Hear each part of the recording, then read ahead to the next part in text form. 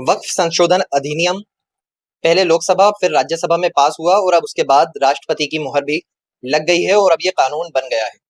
लगातार देश भर से इस बिल के विरोध में लगातार विरोध के स्वर उठते रहे। कानून बन गया है लेकिन अब भी विरोध के स्वर तेज हुए जा रहे हैं। All India Muslim personal law board ने भी अब आह्वान किया है कि इस बिल के खिलाफ एक देशव्यापी जो है प्रदर्शन होने वाला है। हमारे साथ चर्चा के लिए इस वक्त मौजूद हैं बीबीएम के अध्यक्ष हैं, हमारे साथ में इस वक्त चर्चा करेंगे इस बिल को लेकर। क्या कुछ देखते हैं, अब तो कानून बन गया है, अब मुखालफत करने से क्या होगा, अब पछताने से क्या होता है जब चिड़िया चुग गई खेत। ये बात आप बिल्कुल सही कह रहे हैं सुफियान भाई कि अब कानून तो बन गया, मगर हम अगर इसका पुरजोर तरीके से विरोध करेंगे, बहुत सारे एग्जाम्पल हैं हमारे पास कि अगर जिस चीज का विरोध हुआ है, ये कानून अगर जो भी बना है, एक तो हम लोगों से हमारी लोगों की राय नहीं ली गई, क्योंकि उन लोगों के पास पार्लियामेंट के अंदर सांसद में और राज्यसभा में पूरे पॉइंट है, तो उन्होंने इसको पारित कर दिया, इसलिए ये बिल पास हो गया। मगर हम जो कर सकते हैं वो विरोध करेंगे। जैसे हमारा मुस्लिम पर्सनल लॉ बोर्ड के आदेश का इंतजार कर रहे हैं लोग। आज उनका एक मैसेज आया है कि इंशाल्लाह 1-2 दिन के अंदर पूरे देश के अंदर एक देशव्यापी आंदोलन शुरू किया जाएगा। तो अगर वो देशव्यापी आंदोलन शुरू करेंगे, जो भी उनकी क़यादत होगी उसके अंदर हम लोग बिल्कुल तैयार खड़े हैं इंशाल्लाह, कंधे से कंधा मिला के, जान माल वक्त से इंशाल्लाह तैयार है हम लोग। क्योंकि भोपाल की, और मैं क्या समझता हूँ भोपाल की क्या पूरे इंडिया के मुसलमानों के अंदर बड़ा आक्रोश है। सबसे बड़ा आक्रोश ये है इस बात को लेके कि कोई भी चीज बिल होता है वो पारित हो जाता है हम लोगों के खिलाफ। जैसे अब ये वक्फ एक्ट आ गया, वक्फ एक्ट आने के अंदर जो वो हमारी बहुत सारे लोग, हमारे बीजेपी से जुड़े लोग और हमारे मुसलमान जो उन लोगों से जुड़े हैं बीजेपी से, वो इसके फायदे गिना रहे हैं। तो मैं उन लोगों से सबसे पूछना चाहता हूँ कि वो ये फायदे गिना रहे हैं, जिन लोगों को हमारे हमारे घर में छत पे मस्जिद में नमाज पढ़ने में पाबंद परेशानी है, रोड पे नमाज 10 मिनट के अंदर पढ़ने के लिए परेशानी है, वो इसके फायदे गिना रहे हैं। वो बीजेपी सरकार अगर इतनी मुसलमानों की हितैषी है, तो वो इन सब चीजों को लेके हमारे पास हमें परेशान करने के लिए हर चीज क्यों आती है? वो हमारे शरीयत के अंदर हर बार क्यों अड़ंगा आ जाती है? कभी 3 तलाक को लेके आ जाएगी, कभी ये बिल लेके आ जाएगी। ये सरकार बीजेपी की जो बनी है, ये मुसलमानों के लिए काम करने के लिए बनी है कि गैर मुस्लिमों पूरे देश को काम करने के लिए बनी? हमेशा वो दिखाते ऐसा ही कि हम लोग मुसलमानों के हितैषी हैं, मुसलमानों के लिए काम कर रहे हैं। अभी कुछ दिनों से इन्होंने एक नया शगुफा और छोड़ा है, 3-4 साल हो गए, पसमंदा समाज। ये मुसलमानों को तोड़ने के लिए लेके आ रहे हैं, जिसके अंदर हमारे बहुत सारे मुसलमान उसके अंदर जुड़ रहे हैं उन लोगों के साथ, और उन लोगों के लिए फायदे आगे गिनाते हैं, यूं फायदा होगा, यूं आप लोगों को प्रॉफिट होगा। जैसे अभी क्या हमारे कहीं ना कहीं भरोसा नहीं हो पा रहा है? एक तरफ बीजेपी कह रही है सबका साथ सबका विकास सबका विश्वास, वो कह रही है कि ये तो आपके फायदे का बिल है। उस बिल में मतलब आपको कहाँ लग रहा है कि कहाँ संशय है?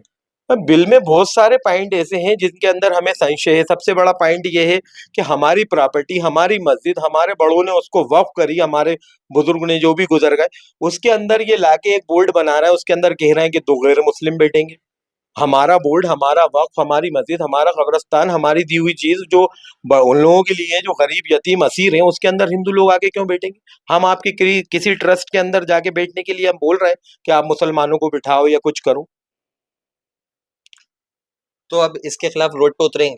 जी बिल्कुल, रोड पे उतरेंगे इंशाल्लाह, और हम लोग तो बस इंतजार कर रहे हैं। और सबसे बड़ी बात, मैं अपने भोपाल के बड़ों से उलमाओं से गुजारिश करना चाहता हूँ कि वो आगे आए और आगे आके इस चीज को हम लोगों की क़यादत करें। नहीं तो ये मुसलमान बहुत आक्रोश में है, भोपाल के बड़े, खासकर भोपाल के मुसलमान, क्योंकि हमारे बड़ों की तरफ से इतने लेट मैसेज आता है, इतना लेट मैसेज आता है कि हम लोग अपने अंदर ही तड़प के कुड़न के अंदर रह जाते हैं।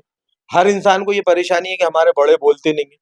जब वक्त है बोलने का, जब बात बोली जाए तो उसका असर ज्यादा होता है। जो इस बिल का समर्थन करते हुए नजर आ रहे हैं और मिठाइयां बांटी जा रही हैं, देश के अलग अलग हिस्सों से तस्वीरें आ रही हैं, उसको कैसे देखते हैं? देखिए, देश के अलग अलग हिस्सों से तस्वीरें आ रही हैं, देश के अलग अलग हिस्सों से उन लोगों की तस्वीरें आई हैं जो बीजेपी से कहीं ना कहीं जुड़े हैं। उन लोगों ने पैसे देके लोगों को, भोले वाले लोगों को बिना समझाए, जैसे हमारे भोपाल के अंदर भी कुछ लोगों ने प्रदर्शन करा, जिनको यही नहीं मालूम था कि वक्फ एक्ट क्या है, उस पे वक्फ की स्पेलिंग तक सही नहीं लिखी थी।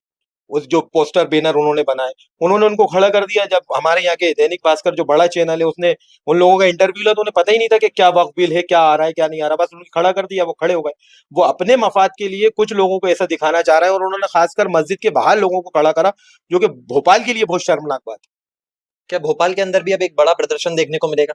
बिल्कुल इंशाल्लाह भोपाल के अंदर क्या पूरे इंडिया के अंदर बड़ा प्रदर्शन देखने को मिलेगा, और हम बस मुस्लिम पर्सनल लॉ बोर्ड के आदेश का इंतजार कर रहे हैं। जैसे वो इंशाल्लाह उन्होंने आज आदेश तो आ गए। आदेश आया है, मगर अभी उन्होंने दिन डिसाइड नहीं करा है कि हम इंशाल्लाह जुमे से करते हैं या पीर से, जब जैसे करा जाएगा। ये तो उन्होंने जिला स्तर राजधानी स्तर पे इसको बड़े मूवमेंट को करने का कहा है। तो इंशाल्लाह हम उनसे भी यही गुजारिश करते हैं, हमारे मुस्लिम पर्सनल लॉ बोर्ड के जिम्मेदारों से, कि आप जब तक नहीं झुके, जब तक ये कानून वापिस नहीं हो जाए, क्योंकि हम 25 करोड़ 30 करोड़ इंडिया में लोग हैं। हमसे अच्छे वो सिख लोग हैं जो 1 1.5 2 करोड़ इंडिया के अंदर है, मगर उनके खिलाफ कोई बात होती है तो वो रोडों पे आते हैं। हम किस चीज से डर रहे हैं? हम हर चीज को डरा डरा के मुसलमान को ये चीज कर दी गई। कहाँ चूक लग रही है, मतलब क्या बड़ों का मार्गदर्शन सही से नहीं मिल पा रहा आप लोगों को?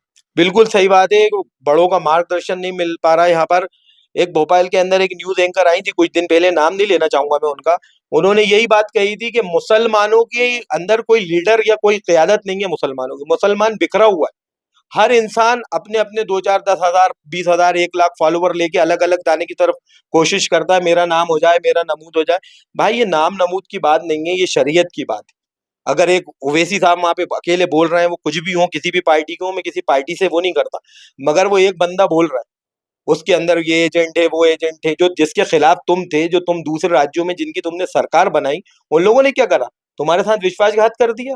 जिनको सत्ता प्यारी रहती है, सरकार किसी की भी हो, गठबंधन किसी का भी हो, मुख्यमंत्री मैं ही बनूंगा। वो विपक्ष के तो सभी सांसदों ने लगभग विरोध किया है।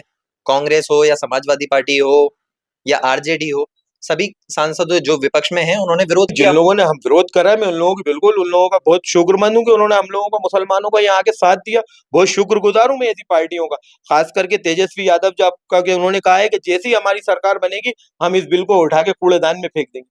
आज सब लोगों को लग रहा है कहीं ना कहीं ये मुसलमानों की बारी नहीं है, ना मुसलमानों पे रुकने वाली। मैं ये बता दूं आपको, आज इन्होंने मुसलमानों को टारगेट करा है, कल ये सरदारों को टारगेट करेंगे, कल परसों ये सिंधियों पे जाएंगे, ये धीरे धीरे जितने अल्पसंख्यक हैं ये सब पे आएंगे। वो सबको ये ऐसे ऐसे करके अलग अलग करके सबको तोड़ने की कोशिश कर रहा है, वो ये देश तोड़ने की कोशिश कर रहा है। आप एक तरफ देखें कि सारी दुनिया तरक्की कर रही है, अभी हाल खुशहाल देशों की लिस्ट के अंदर हम नेपाल और भूटान और पाकिस्तान से पीछे हैं। लोग तरक्की कर रहे हैं, आगे जा रहे हैं। बांग्लादेश जैसा देश हमसे जीडीपी में दुनिया से सबसे हमसे आगे जा रहा है एशिया में, और हम हिंदू मुसलमान गाय बुरखा नकाब हिजाब इसी में उलझे हुए हैं। ये सिर्फ अपनी सत्ता को बचाने के लिए, क्योंकि अब इन लोगों के पास मुद्दे नहीं बचे, इन्हें सरकार के अंदर रहना है, तो ये कोई ना कोई शगुफा लाते रहते हैं। हर जगह अपने अपने स्टाइल से काम करते हैं। जैसे यूपी वाले तो ऐसा लग रहा था कि सिर्फ इंतजार कर रहे हैं। अभी वक्फ बिल के ऊपर राष्ट्रपति के साइन भी नहीं हुए थे, और उन्होंने आदेश दे दिया कि आप जाओ, वक्फ की संपत्ति को आप खाली करवाने का वो दे दिया उन्होंने, और पुलिस बाकायदा पहुंच भी गई। अभी तो उस टाइम तक तो साइन भी नहीं हुए संसद में तो कहा था मंत्री जी ने कि ये किसी की जमीन छीनने का बिल नहीं है। थे। संसद में कहा था, अमित शाह जी ने कहा, वो सुधांशु जी बराबर कह रहे हैं कि आप लोग घबराइए नहीं, ना मस्जिद पे कुछ होगा ना मदरसों में कुछ होगा। हमें इनकी किसी बात का भरोसा ही तो नहीं है ना। मसला ये है कि इन्होंने हर बार यही करा, हर चीज की गारंटी दी है। सरकार जब इनकी बीजेपी के चुनाव होते हैं तो ये आते इसलिए कि मोदी की गारंटी। आज तक इनकी कोई गारंटी कामयाब नहीं हुई, इसलिए हमें इस बात का भी भरोसा नहीं है कि ये गारंटी भी कामयाब होगी। इन्होंने तो 15 लाख का भी कहा था। इन्होंने ये बात भी कही है कि कुछ रसूखदारों का कब्जा है, इसलिए ये चीज लोगों को चुभ रही है, रसूखदारों को चुभ रही है कि वक्फ की भूमियों पर रसूखदारों का कब्जा है, जो बड़े हैं पैसे वाले पहले से उनका कब्जा है। इस उस कब्जे से खाली कराने के लिए ये बिल लेकर आए। बिल्कुल बिल्कुल, ये जो उन्होंने कहा है कुछ बातें उनकी सही है, मैं इस बात के बिल्कुल सहमत हूँ। अगर रसूखदारों का कर्जा है या किसी का भी कब्जा है तो उस कब्जे को हटाना चाहिए। एक बोर्ड जो मुसलमानों का वक्फ बोर्ड है, उसके अंदर ऐसी एक कमेटी बनना चाहिए जिनका राजनीति से उस चीज से कोई मतलब नहीं हो, और राजनीति की पूरी चीजों का, ये वक्फ बोर्ड के जितने भी पैसे आना है जाना है, किसके पास प्रॉपर्टी है, इसकी जो ऑडिट होती है वो सार्वजनिक हो, और रसूखदारों से छूटे, भले वो कोई भी हो, किसी भी पार्टी के हो। अगर उन्होंने कब्जा करके रखा है तो यतीम असीरों की प्रॉपर्टी पे कब्जा करके रखा है, उन्हें इंशाल्लाह दुनिया में भी जलील होंगे और कल आखिरत में भी जलील होंगे, वो कोई भी हो। तो ये थे शोएब हाशमी जी, जिनका साफ तौर पर कहना है कि वक्फ की जो प्रॉपर्टी है अगर रसूखदारों का कब्जा है तो उसको खाली करवाना चाहिए। ये तो अच्छी बात है, मगर जो नया बिल लेकर आई है, नया कानून पास हुआ है, उसके खिलाफ ये लोग सड़कों पर उतरने के लिए तैयार हैं।